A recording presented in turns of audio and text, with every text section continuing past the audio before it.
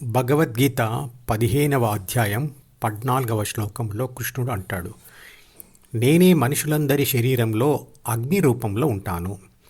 ఇక్కడ అగ్ని అంటే ప్రాసెస్. ధ్యానం చేయడం ఒక ప్రాసెస్, కోరికలను కంట్రోల్ చేసుకోవడం ఒక ప్రాసెస్, ధ్యాసను శ్వాస మీద ఉంచడం ఒక ప్రాసెస్, నామజపం ఒక ప్రాసెస్.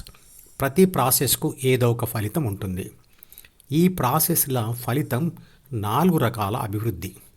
ఆ ఫలితాలను కృష్ణుడు అన్నం అన్నాడు. అన్నం అంటే జ్ఞానం. శ్వాస మీద ధ్యాస ఉంచుతూ చేసే నామజపం 4 దశలలో అంటే 4 రకాల ప్రాసెస్ల ద్వారా చేయబడుతుంది. మొదటిది అందరికీ వినపడేట్టుగా పైకి అనే నామజపం. రెండవది శబ్దం రాకుండా పెదవులు కదిలిస్తూ మాత్రమే చేసేది. మూడవది పెదవుల కదలికలు కూడా లేకుండా నిశ్శబ్దంగా పలికేది. నాలుగవది ఏ ప్రయత్నం లేకుండా దానంతటదే లోపల జరిగేది. ప్రాసెస్ నేనే మరియు ఫలితం నేనే, ఫలితం స్వీకరించేది కూడా నేనే అని కృష్ణుడు చెప్పినట్లుగా అర్థం చేసుకోవాలి. భగవద్గీతలో ఎక్కడైనా నేను అనే పదం కనబడితే అది కృష్ణుడి పరిశుద్ధమైన ఆత్మ అంటే చిత్రపటంలో చూపించిన ఏ అన్నట్లుగా అర్థం చేసుకోవాలి. భగవద్గీతలో కృష్ణుడు చెప్పినదంతా విశ్వశక్తియే కృష్ణుడి మేధస్సును మరియు శరీరాన్ని ఉపయోగిస్తూ విశ్వ రహస్యాలను మనకు చెప్తున్నట్లుగా అర్థం చేసుకోవాలి. ధ్యానంలో నామజపం చేస్తూ దానిని శ్వాసకు లింక్ చేయడం జరుగుతుంది. మొదట నామజపం నాలుక మరియు పెదవులు కదిలిస్తూ పైకి అంటూ అదే సమయంలో శ్వాస మీద ధ్యాస పెట్టాలి. రెండవ దశలో నామజపం పెదవులు కదిలిస్తున్నా కూడా నిశ్శబ్దంగా చేస్తూ శ్వాస మీద ధ్యాస పెట్టాలి. మూడవ దశలో పెదవులు కూడా కదిలించకుండా లోపల నామజపం జరుగుతూ ఉండాలి. ఇక 4వ దశలో శ్వాసతో పాటుగా నామజపం దానంతట అదే జరుగుతుంది. 4వ దశలో ధ్యాస శ్వాసను వదిలి కదలకుండా హృదయంలో ఆగిపోతుంది. కృష్ణుడు అంటాడు, ఇవన్నీ నా వల్లనే అంటే విశ్వశక్తి వల్లనే జరుగుతాయి. వాటిని నేనే స్వీకరిస్తాను, నేనే ఫలితాన్ని కూడా ఇస్తాను అని.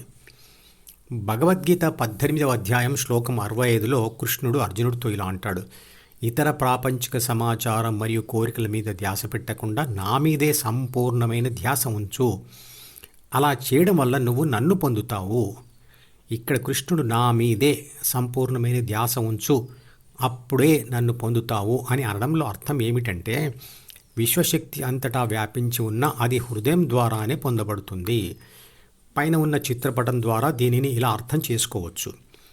ఏబీసీ తన ధ్యాసను డిఈఎఫ్ నుండి మళ్లించి ధ్యాన కోరిక జీ ద్వారా హృదయంలో స్థిరపరిచినప్పుడు విశ్వశక్తి దర్శనమిస్తుంది. 18వ అధ్యాయం శ్లోకం 66లో అర్జునుడితో కృష్ణుడు అంటాడు, సంపూర్ణ ధర్మాలను వదిలి నా మీదే ధ్యాస పెట్టు, అందువల్ల నిన్ను ద్వితీయ మనసు శరీరం మరియు ప్రపంచం నుండి ముక్తుడిని చేస్తాను. సంపూర్ణ ధర్మాలు అంటే ఏమిటి? అవి ఎక్కడ ఉంటాయి? శూద్ర, వైశ్య, క్షత్రియ మరియు బ్రాహ్మణ దశల ధర్మాలు మరియు వాటికి సంబంధించిన సమాచారం అంతా ద్వితీయ మనసులోని డీలో అంటే జ్ఞాపకాల పుస్తకంలో ఉంటుంది. ఏబీసీ యొక్క ధ్యాసను డి నుండి మళ్లించి జి అంటే ధ్యాన కోరిక ద్వారా హెచ్ మీద కేంద్రీకరించి లేదా తన మీద ధ్యాస పెట్టి ఉండమన్నాడు. అందువల్ల ఏబీసీకి డిఈఎఫ్ నుండి విముక్తి దొరుకుతుంది. భగవద్గీత అధ్యాయం 5 శ్లోకం 7 మరియు అధ్యాయం 6 శ్లోకం 20లో కృష్ణుడు అంటాడు, ధ్యానం చేస్తూ ఉన్న వ్యక్తి అంటే ఏబీసీ చిట్ట చివరి దశలో డిఈఎఫ్ను గెలుస్తుంది. తర్వాత ఏబీసీ జీ ద్వారా హెచ్ అంటే హృదయంలో తన ధ్యాసను స్థిరపరుస్తుంది. అప్పుడు బి అంటే ప్రాథమిక మనసు మరియు సి అంటే అహం యొక్క అవసరం ఉండదు కాబట్టి అవి రెండు కూడా ఏబీసీ నుండి విడిపోతాయి. అప్పుడు ఏ అంటే ఆత్మ ఒంటరిగా మిగిలిపోతుంది, అదే పరిశుద్ధాత్మ. అప్పుడు అది లక్షణాలతో తనను తాను పోల్చుకొని చూసి తానే విశ్వశక్తి లేదా పరమాత్మ అని గ్రహిస్తుంది. అటువంటి స్థితిలో ఉన్న యోగి ఏ మాట్లాడినా ఏ పని చేసినా కూడా అది అతను ద్వితీయ మనసుతో లేదా కోరికలతో ఆలోచించి చేసే పని కాదు. ఎందుకంటే అతను కోరికలు మరియు ఆలోచనలు ఉండే దీన్ని వదిలిపెట్టి ఉంటాడు కాబట్టి.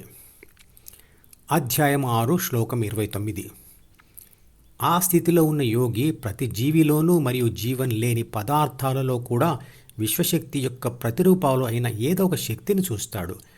ఆధునిక విజ్ఞాన శాస్త్రం కూడా చెబుతుంది, ప్రతి పదార్థం యొక్క పరమాణువులలో పరమాణు శక్తి ఉంటుంది మరియు పరమాణు కేంద్రకం చుట్టూ ఎలక్ట్రాన్లు గతిశక్తితో తిరుగుతూ ఉంటాయి. శక్తి ప్రభావం లేని చోటు అంటూ ఈ విశ్వంలో ఎక్కడా లేదు. శూన్యం గుండా కూడా గ్రహాల మధ్య ఆకర్షణ శక్తి ప్రసరిస్తూ ఉంటుంది. అందుకే పరమాత్మని లేదా విశ్వశక్తిని సర్వాంతర్యామి అన్నారు. ఈ విషయం మంత్రపుష్పం శ్లోక సంపుటిలో వివరింపబడి ఉంది. ఆ శ్లోకం యొక్క లింకును ఈ వీడియో డిస్క్రిప్షన్లో ఉంచుతున్నాను, చూడండి. ఈ మంత్రపుష్పం శ్లోకాలలోని అర్థమును ఇదివరకే మధుపథం యూట్యూబ్ ఛానల్లో విస్తృతంగా వివరించబడి ఉంది. ఈ ఛానల్కి సబ్స్క్రైబ్ చేస్తే మీకు మాత్రమే క్రమం తప్పకుండా అన్ని వీడియోలు చూసే అవకాశం ఉంటుంది. ఇతరులకు షేర్ చేస్తే మీ వల్ల వారికి కూడా ఈ వీడియోలు చూసే అవకాశం వస్తుంది. లైక్ చేస్తే యూట్యూబ్ మేనేజ్మెంట్ మరికొందరికి ఈ వీడియోలను చూసే అవకాశం ఇస్తుంది.